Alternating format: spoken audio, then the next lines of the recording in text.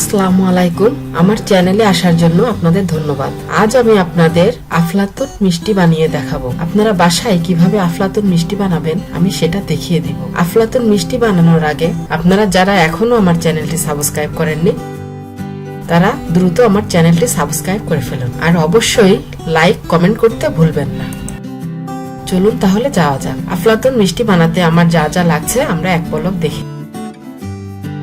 আমি এখানে 1 কাপ সুজি নিয়েছি, 1 কাপ গুঁড়া দুধ আর 1 কাপ চিনি।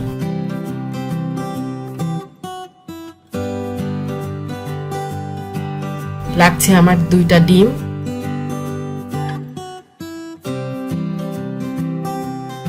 আর লাগছে ঘি। আপনারা ঘিয়ের বদলে সাদা তেলও ব্যবহার করতে পারেন, কোনো সমস্যা হবে না। আমি একটা বাটি নিয়ে নিচ্ছি, এর ভিতরে আমি সুজি দিয়ে দিলাম। সুজি কিন্তু ভাজা না, কাঁচা সুজি। গুঁড়া দুধ দিয়ে দিচ্ছি, সবই কিন্তু আমি 1 কাপ পরিমাণ নিয়েছি। আর দিব চিনি।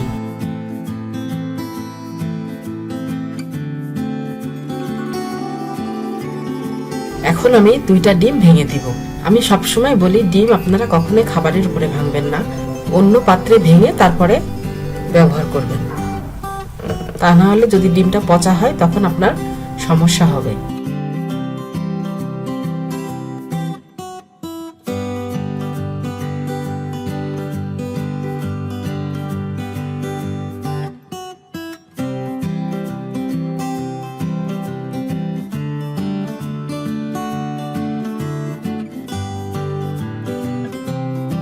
আমি এখানে 1 কাপ তেল ইউজ করব। আমি একটু বলে রাখি, আপনারা 1 কাপ থেকে অর্ধেক কাপ ঘি ব্যবহার করতে পারেন এবং অর্ধেক সাদা তেল ব্যবহার করতে পারেন।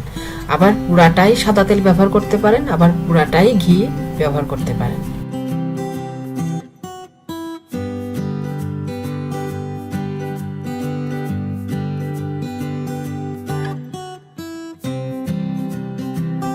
এখন আমি সব উপকরণ সুন্দর করে মেখে ফেলব।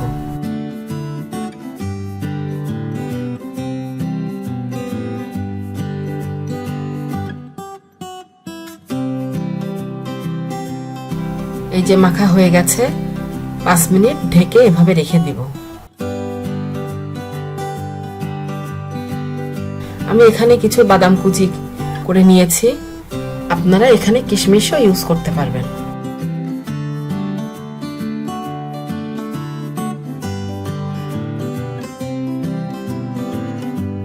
এই যে দেখুন, এখন আমি এই পাত্রটি মাইক্রো ওভেনে 5 মিনিটের জন্য দিয়ে দিব। Just 5 minute. আপনারা কিন্তু 6 মিনিটও ব্যবহার করবেন না, জাস্ট 5 মিনিট দিয়ে দিবেন।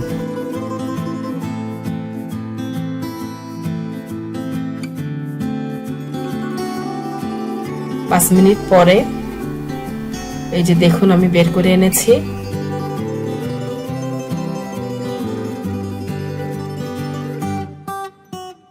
আপনারা কিন্তু গরম থাকতে থাকতেই পিস করে ফেলবেন, ঠান্ডা হয়ে গেলে পিস করতে গেলে আপনাদের ভেঙে যাবে।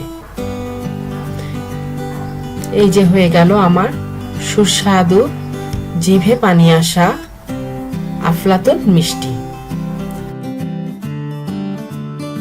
এখন আপনারা সাজিয়ে আপনাদের মতো করে পরিবেশন করুন।